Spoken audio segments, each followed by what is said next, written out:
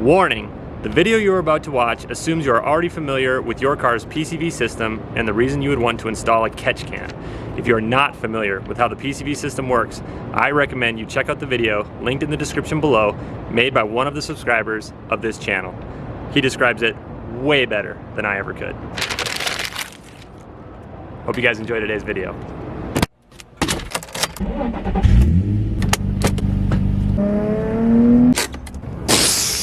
Welcome back to the channel, guys. Welcome back to Phoenix, Arizona, and welcome to another video. A box. Today we got a box from Add W1 in Rancho Cucamonga.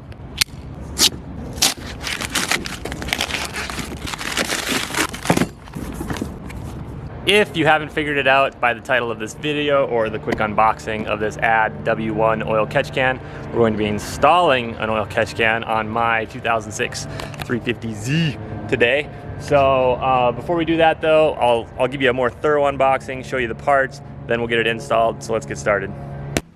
First things first, I did order this directly from Add W1. It was $165.99 for the V3 kit. I did add the fancy pants aluminum hose clamp. They were running a sale, this code, so this V3 sale. I don't know if that'll still be in effect if you guys decide to order this, but anyways, grand total out the door, it came to $166.39, and I did pay for that with my own hard-earned money. So this is an unbiased review, unlike so many others on YouTube.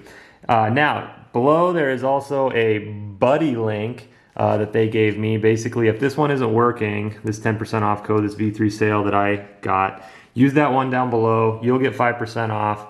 They'll give me $5. I will then in turn take that $5 and most likely spend it on a double at In-N-Out. But if a bunch of you start ordering these, I'll take the money and I'll put it towards more parts for the car and make more videos like this.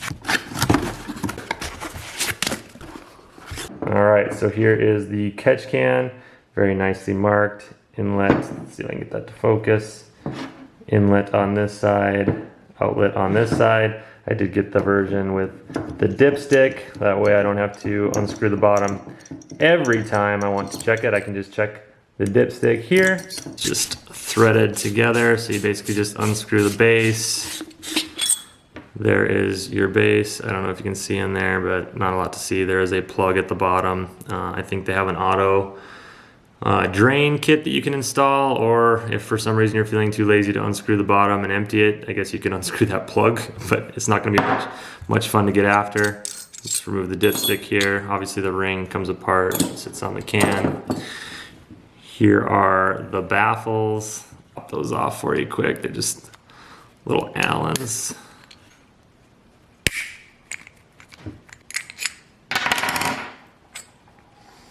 So here you go, here's your baffling on the inside.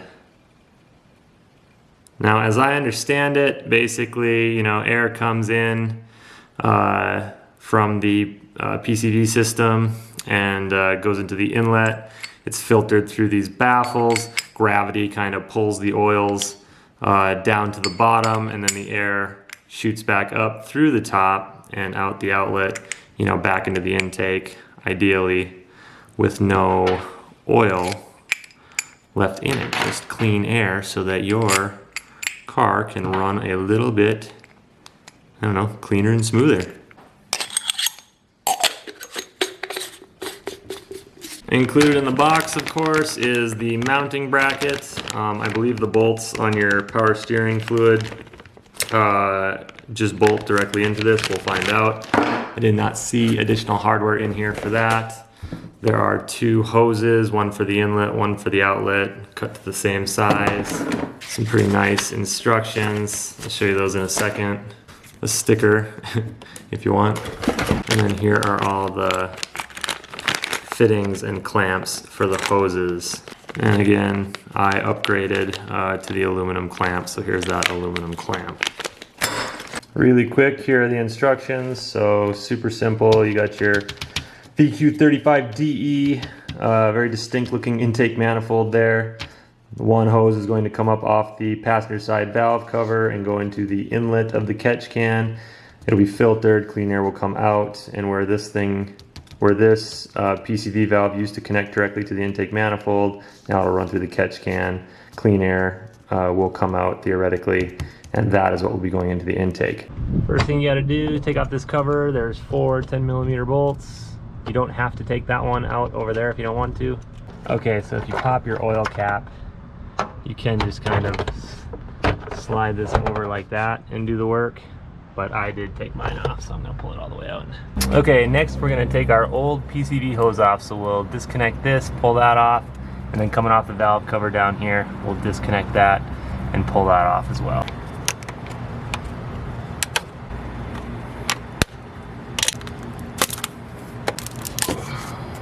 Okay, then we'll just pop off these 2 10mm bolts on the power steering reservoir bracket.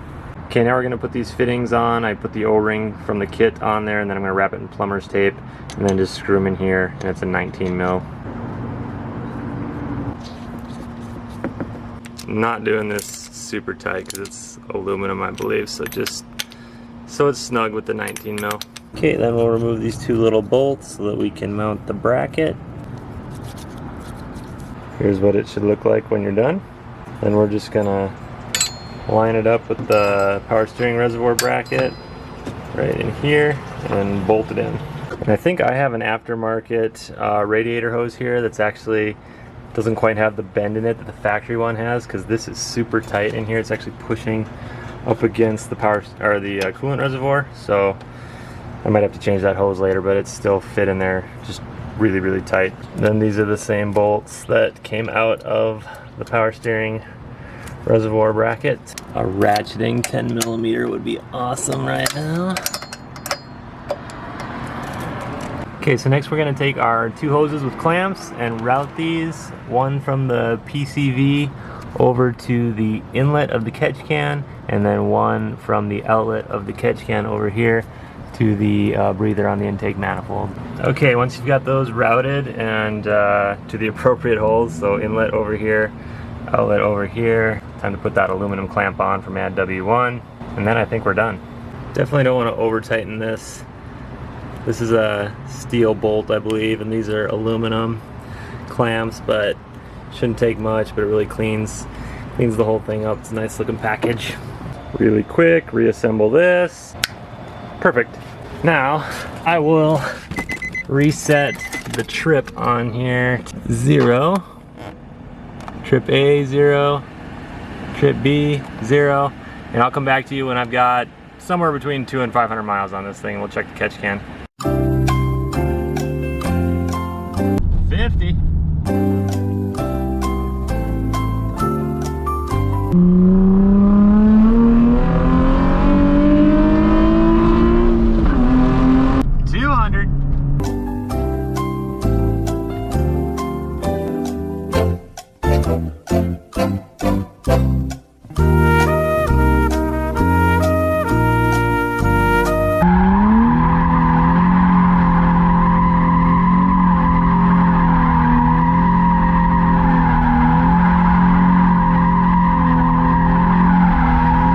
$350.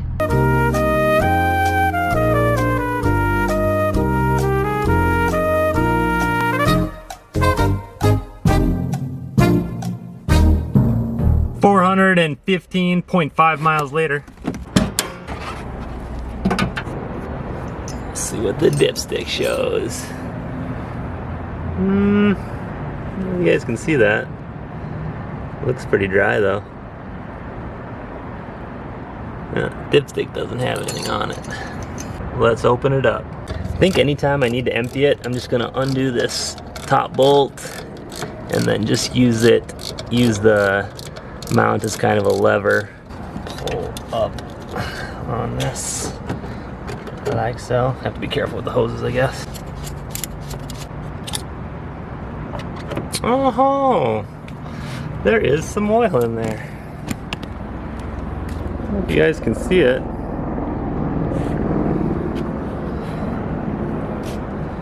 There's maybe the best shot of it right there, but there is definitely some oil moving around down there. Let me get a clear container quick and I'll show you. Okay, so here's the clear container, the catch can.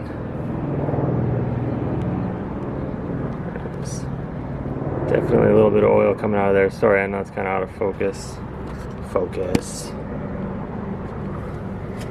But yeah, it's definitely catching some blow-by. Hot tip for you rock stars out there, when you're taking the bottom of the catch can off and on, just make sure you take the dipstick out first.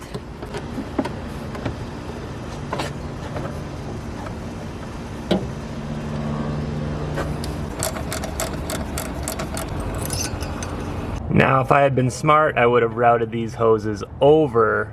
I don't even know what this is, some kind of coolant hose, I think. So I would have routed those over that. That way when I was changing the bottom of the catch can or emptying the bottom of the catch can, I wouldn't be stressing these hoses. So hot tip for you guys. Now, do you need an ADW1 oil catch can? V3, V3.3, whatever. Does your 350C have to have it? No, absolutely not. You can get away all day long running your blow-by through the car's PCV system just like it was designed. So no, it is not a need. Do you want the ADW1 oil catch can on the other hand? I'm gonna leave that up to you. I'm gonna leave it on my car. I think it's kind of cool. I mean, it's obviously catching blow-by. It's going to maximize the octane of the gas you're using because your oil is not being mixed with the gas in the combustion chamber anymore, so you might theoretically get a little bit more horsepower out of it. My car has never squawked the tires going into third gear, and ever since installing the catch can, when I go into third gear under heavy acceleration, it does squawk the tires now. I'm not gonna say it is the catch can. It is getting cooler here in Arizona. It could just be the cooler air, but that said, it's still 100 degrees. So if you drive your car like a man,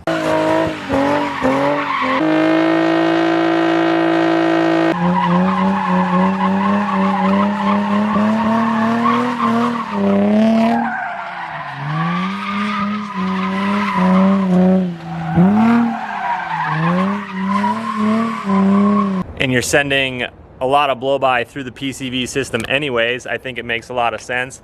Also, if you're bored on a Friday night because the homies didn't invite you, or Saturday your girl doesn't want to hang out, and you've got $175 that's just burning a hole in your pocket, I don't think you're gonna regret it. It's high quality material. The price doesn't break the bank. I'm okay with the purchase and install of the ADW1 oil catch can. I think you'll probably like it if you do get it. So with all that said, I hope you guys enjoyed today's video. I appreciate you so much for watching. Stay tuned for more. I'll catch you in the next one. So really quick guys, just wrapping up editing, and I forgot to mention one thing. When I first got the kit, your car does have two PCV valves on it. One on the passenger side valve cover and one on the driver side valve cover. The driver side valve cover vents into the intake elbow and then goes through the throttle body. And I thought I was smart, so I bought a little T, and I put the T on the passenger side PCV valve, and then I bought the driver side PCV valve around with some hose and connected it to the back of the T, and then vented both PCV valves into the catch can. And when I did that, my oil pressure actually got low, so I had to reverse it right away. Did some research online, found out that it sounds like the passenger side PCV valve, for whatever reason, is kind of the culprit of the majority of the blow-by on Z's. And then I read it also on Mustang forums that it was pretty common for the passenger side to have the majority of the blow-by. So for the time being, I'm just going to leave it as is with just the passenger side. But if any of you know a sweet way to vent that driver side without losing oil pressure like I did, I'd love to hear it. So I think that's it. Catch you in the next one. Listen.